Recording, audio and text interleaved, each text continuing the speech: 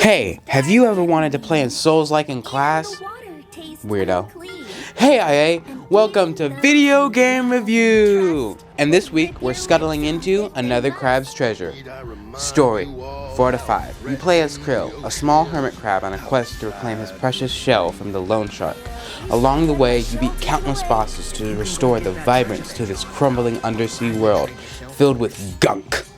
Kril battles overpowering bosses, each embodying a form of the ocean's suffering.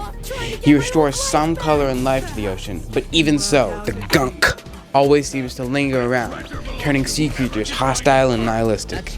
It's an interesting and surprisingly dark take on environmentalism, and I love it. Audio, 5 out of 5. The game has got a vibrant and fun soundtrack with tons of different kinds of little percussion and string instruments. But don't let that confuse you, because the music can turn serious and heavy at a moment's notice. Personally, The Shallows is my favorite track on the OST. The game's incredible soundtracks are made with special attention to detail, each enemy and attack having its own sound. My favorite sound is the little shadow that crystals make when you interact with them. And then there's the voice cast, which is absolutely top tier. Visuals, 5 out of 5. Just like its music, the visuals can shift from vibrant colors like bright sandy yellows to a depressing deep gray tone that smears of death and misery. The animation goes fluid and responsive, making every movement, attack, and dodge have weight. Enemy attacks are telegraphed with distinct visual cues, giving enough time to dodge or block. One of the standout visual elements is how the world changes as you restore its vibrance. As bosses are defeated, the once murky waters turn clear and vibrant colors return.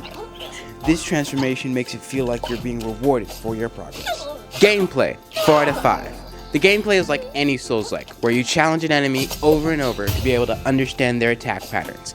Since Kril is so small, most of the time, your focus will be on maneuvering the enemy, so your combat will rely on well-timed dodges, parries, counterattacks, and blocks. Blocks? How can you block without a shell? Well, that's a good point. Which is why there are multiple different types of shells in the game that you can utilize with their own magical effects. Each enemy has unique attack patterns that you must make sure you get good at memorizing.